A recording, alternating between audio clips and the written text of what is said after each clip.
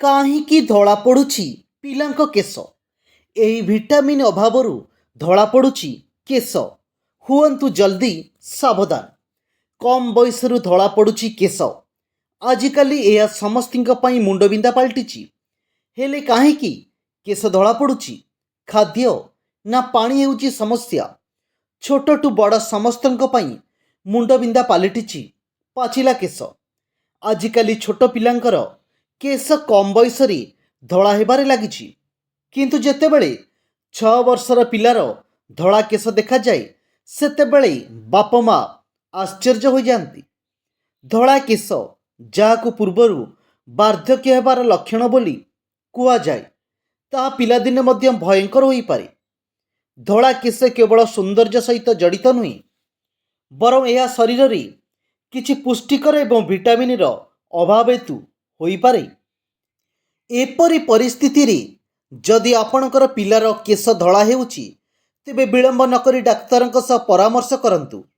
ଯଦି ଆପଣ ଏବେ ଧ୍ୟାନ ଦିଅନ୍ତି, ତେବେ ଭବିଷ୍ୟତରେ ଏହାକୁ ରୋକିବା କିମ୍ବା ଧଳା କେଶର ସମସ୍ୟାକୁ ନିୟନ୍ତ୍ରଣ କରିବା ସମ୍ଭବ ହୋଇପାରେ। ଜାଣନ୍ତୁ କେଉଁ ଭିଟାମିନ୍ର ଅଭାବ ଧଳା କେଶର କାରଣ।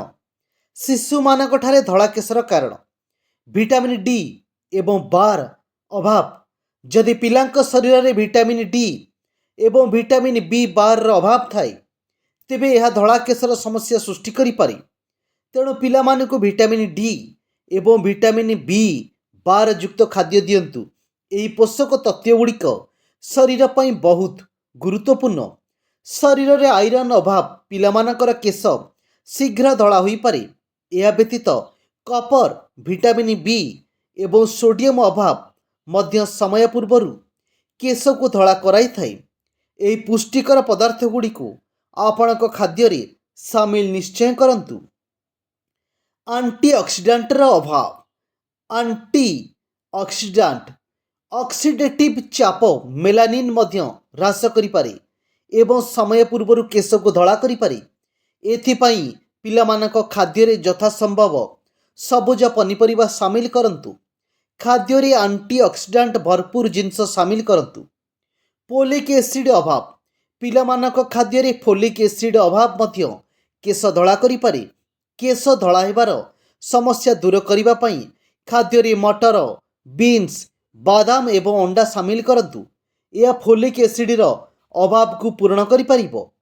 ଧଳା କେଶକୁ ବଢ଼ିବାରୁ ରୋକିବା ପାଇଁ କ'ଣ ଖାଇବେ? ଖାଦ୍ୟରେ ଯଥାସମ୍ଭବ ସୁସ୍ଥ ଖାଦ୍ୟ ସାମିଲ କରନ୍ତୁ। ପିଲାମାନଙ୍କୁ ଅଁଳା ଦିଅନ୍ତୁ। ଅଁଳା କ୍ୟାଲସିୟମ୍ ଏବଂ ଭିଟାମିନ୍ ସିରେ ଭରପୁର।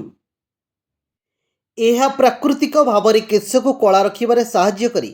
ଆପଣଙ୍କ ଖାଦ୍ୟରେ ଆୟୋଡିନ୍ ଯୁକ୍ତ ଖାଦ୍ୟ ସାମିଲ କରନ୍ତୁ। ସେମାନଙ୍କୁ ଯଥାସମ୍ଭବ ଗାଜର ଏବଂ କଦଳୀ ଖୁଆନ୍ତୁ। ରାସାୟନିକ ସାମ୍ପୋରୁ ପିଲାମାନଙ୍କୁ ରକ୍ଷା କରନ୍ତୁ। କେଶରେ ରକ୍ତ ସଞ୍ଚାଳନ ବଜାୟ ରଖିବା ପାଇଁ ମସାଜ କରନ୍ତୁ। ଏହା ସହିତ ମୁଣ୍ଡର ମସାଜ କରନ୍ତୁ।